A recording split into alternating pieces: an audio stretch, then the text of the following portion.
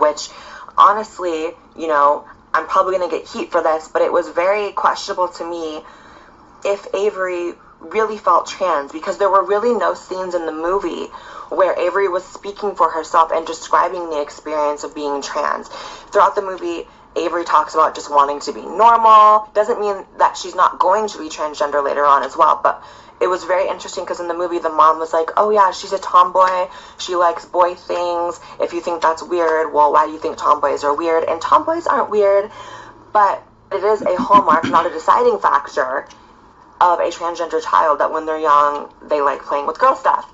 And short of this mom dyeing the kid's hair pink and dressing her in all pink, which seems very forced to overcompensate for the fact that she likes doing all boy things, it just came across as weird to me. That was my honest opinion from the film. In my notes, I wrote, struck me as a business venture, Avery being trans. I wrote the word suspicious. I wrote, Avery seems unhappy doing book interviews. Mom seems very happy doing interviews and books. And all that is something that I don't like about a lot of mothers of famous trans children, is that it feels like it's more about the mom and the mom receiving accolades for being such an amazing, accepting, loving mother and making money than it is about the child. Even if it's not the mother forcing the child to identify as transgender, it's the mother forcing the child to be a starlet and out there in a public figure, and that to me is wrong. If your child doesn't want to do something like that, you cannot make them. Next we have 4-year-old Phoenix. Now this one made me cry during the movie. I was watching this with Joey and I was like trying to hide my tears. I was like, oh my god, this poor little kid. His parents basically chalked him up at 4 years old to being transgender because he likes occasionally playing with girls' toys and wearing dresses. Now, again, while that can be a telltale sign, that is not everything. You could just tell it was a little boy being imaginative, but the parents were so dead set on him being trans, and in fact also thought that their other son was transgender because the other son would sometimes want to play with girls' toys as well. They took Phoenix to protests, again making the trans thing their whole identity and their whole hobby basically, and the protests scared Phoenix, which was really upsetting to see. Like, why are you taking your 4-year-old to a protest? Like, don't even do that. There was a moment where the mom, who seemed very paranoid and unstable, by the way, took Phoenix at 4 years old to a church and tried to make Phoenix come out as LGBT in front of everyone. Anyone here who would claim their identity publicly as lesbian, gay, bisexual, transgender, queer, or questioning, intersex, pansexual, asexual, or any category that I've left out. This is a Christian church, by the way.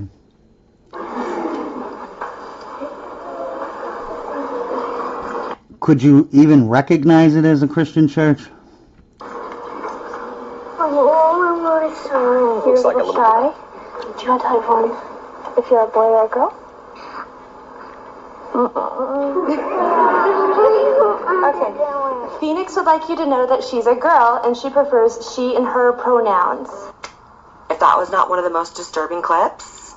So very constant theme of these mothers speaking for the child. Like, in the case of Avery and Phoenix, I heard the moms talking about them being trans, and I never heard the kids talking really about being trans. Avery once or twice, but it was in a very nonchalant way, and it just was not, it didn't come across as, I don't know, it was just a mess. So here's the gag with Phoenix. A couple years later, after the first filming of them being at the church, coming out as LGBT, pansexual, queer, blah, blah, Phoenix went back to being a boy.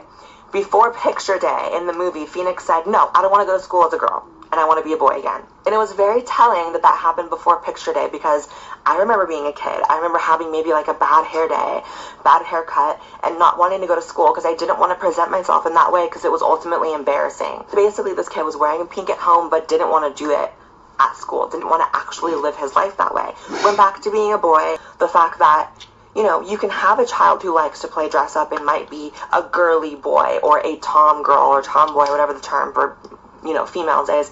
Like, that is a thing. And it doesn't necessarily mean that they are transgender. And it's such a horrible precedent that these parents become so certain so quickly because their child expresses femininity as a male or expresses masculinity as a female, that they're meant to live as the opposite gender. I think it's very harmful to automatically set them on that trajectory. I think allowing them the space and time to grow into who they are naturally is the best possible thing, because you never know if it's just a really feminine boy, which is the case with Phoenix. You never know if it's a very tomboy girl. Like, You have to give your child space and time to grow into that. And while there were cases in this movie of very legitimate, in my eyes, trans kids, like there was a trans teen boy and a trans teen girl, and to me, they seemed very authentic. They seemed very independent in their thought and knowing who they are without parental influence. But those younger children, there was so much parental influence, and it was disturbing. Almost as if, and we've done stories like this on my channel before about parents of very young trans kids, like 4 or 5 years old, it's almost as if that becomes the parent's identity as well. Like, it's one thing to be supportive of your child, it's another to have their identity become your identity, because once they start telling you things like, this is ruining my life,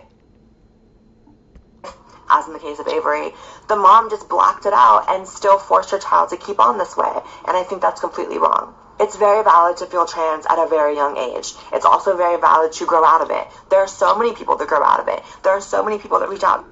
Before this brainwashing thing, there's only a little bit of, gender dysphoric people in the world.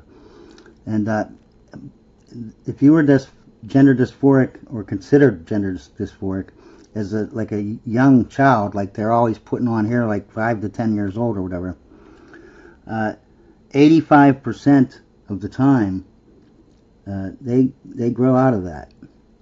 You know what I mean? Just because they hit puberty and then they just change, man. That's why I try to get these kids before they get puberty, because it's easier to convince you that you don't know what you're, you know what I mean? If you're a man, you got these testosterone, you're not going to be, it's hard to convince you. But, or say 17 or 18, you know what I mean? It's going to be hard because your testosterone's already kicked in, and you're starting to do stuff, man stuff or whatever. Same with a woman. The estrogen starts kicking in or whatever. But if they can get you before puberty, you're almost androgynous at that point, you know what I mean? And it's easier to convince people that, hey, that could be it could be a girl or a boy, we don't know. That's so androgynous, we just got to take their word for it. Chicago now at the center of controversy once again. Critics are tearing into a drag story time for toddlers held at a public library. Protesters on both sides of the issue clashing outside as leaders refuse to cancel the event. The library says it's all about inclusion. Critics for toddlers. Everyone's included except for people that have morals, though. You notice how they never include those people? say it's about pushing a woke, sexualized agenda on young children. Garrett Tenney following the story live for us in Chicago this morning. Garrett, how's it going? Yeah, Bill, the library told a local news site that there wasn't any sexualized content planned for this drag story time, but critics say the fact that a man dressed as a woman was the special guest performer at an event for babies is completely inappropriate. Protesters the problem isn't that there's a man in a dress doing this. The problem is that these drag queens are professional strippers. They strip in bars, gay bars. They strip down to reveal, more provocative clothing.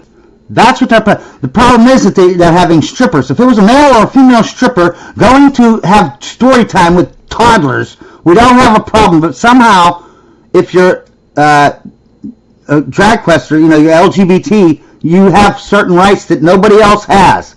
So that's how they bring back racism. They give one group rights that they shouldn't have, that nobody else has, because nobody else has the right to be a stripper and go to schools and libraries and talk to little kids. Because of course, right now it's all the rage to teach kids as young as 5 everything there is to know about LGBT. It's interesting how all this new wave of teaching kids about being gay and trans and bi, etc.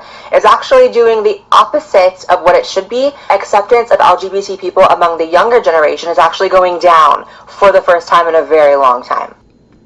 Showed up outside of the branch of the library on the south side, the Beverly branch, Tuesday, after the library refused to cancel the event. And things got heated with some of the LGBTQ advocates who came to support the story time with drag queens.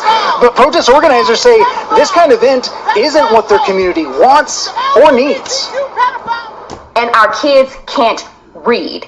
We didn't need a drag queen to come lead story time. We needed a phonics and literacy coach to come lead story time. Why are you doing it in a public library with our public dollars that you're not even asking the community if they okay with it. The community didn't even know what was going on. This all property taxes are going up the roof while you're teaching our children all types of crazy stuff. A library official told the local news site Block Up Chicago that Drag Storytime for Babies was a family-oriented event to promote early literacy. For babies? Is this a joke? Belonging and self-expression through age-appropriate books and songs. This was just the first of many Pride Month events Chicago Public Libraries has planned, including intergenerational queer art making, events with identity-affirming stations for kids as young as 6, and a story time for kids with the controversial group Sisters of Perpetual Indulgence that features queer and trans men dressed as nuns and that critics say mocks sacred Catholic and Christian beliefs. The Chicago Public Library hasn't responded to our multiple requests for comment on its Pride Month events, particularly those targeting babies, infants, and young kids. Bill? Yeah, ages 0 to 5 attending that event. Pretty wild. Garrett Tenney. This is Amir Odin on From YouTube. family-friendly Pride events to drag queen story hour, you've heard of it all. And as a gay man myself, I'm not homophobic for having a few concerns about drag queens and children, and neither are you. Why are there 6-year-old drag queens performing for adults? Why are there drag queens teaching elementary school children how to twerk? Why are registered offenders teaching children how to become drag queens? Quite frankly, there's a lot of people who disagree with all of this. And you're not homophobic for disagreeing. Because remember, disagreeing is not equal to being hateful or discriminatory. So with all of that being said, let's just dive right into this. Kids meeting a drag queens. Nervous? Yes. How come? Do I look scary? Do you know what I am? A drag queen is someone who expresses themselves creatively through performance. So, Story hour. please welcome Pickle and Miss Eugene! Good morning! Hi everyone, how's it going? We are so excited to be here for a little drag story hour this morning. Do y'all like stories? Yeah! Oh, that's wonderful. Eugene, what was your favorite kids' book growing up? Well, I loved to read all the time when I was a little kid. My favorite was probably... Does anyone know Where the Wild Things Are? Yeah. Am I the only one that's weirded out by this? I can't be, right? I'm just uncomfortable. Your main profession is dancing on stage, and you feel the need to get off stage and read to children. Has anyone been to a drag story hour before? Oh, great. Okay. Does anyone know what a drag performer is? What a drag queen is? Yeah, you do? Yes, little boy. Someone amazing and beautiful and magical. Someone amazing and beautiful and magical. Again, I feel like a broken record. A drag queen is someone who dances on stage for money. You're confusing all these little kids. Pretty close. Thank you so much. How would you define a drag artist? Drag is all about joy, self-expression, and love. So anyone can do drag as long as you bring that to the forefront. You know how Halloween's soon and everyone has a fun costume, right? So it's like wearing a costume that you feel really good in. Yeah, forever. Like wearing a costume that you feel really good in. Yeah, forever. Like wearing a costume that you feel really good in. Yeah, forever. Good in. Yeah, forever. Good in. Yeah, forever. Good in. Yeah, forever. Good in. Yeah, forever. But where? They're not. Notice no one's talking about that, but where? Where is 99% of your income coming from? Stripping. Hips on the drag and go swish, swish, swish. Swish, swish, swish. Swish, swish, swish. The hips on the drag and go swish, swish, swish. All through the town. Notice in the audience some of the kids, they got the little flags of LGBT so that they can divide us all up instead of having the American flag that includes everyone. The American flag is the only inclusive flag because it includes all of us. A queen teaching children how to twerk. Does anybody in this room know how to twerk? Alright, well it's quite important to the story, so I will just give you a very quick demonstration. All you need to do is you just stand with your feet sort of shoulder width apart, like so. Okay, and I'll show you at the side so you get a better view. There we go. And you crouch down into this sort of position here, so your bum's sticking out. Don't be taking this all in. And then you just move your bum up and down like that. and that's twerking.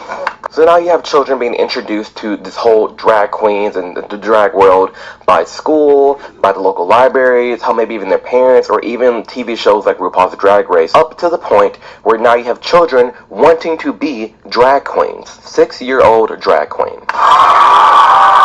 My name is Asa. I am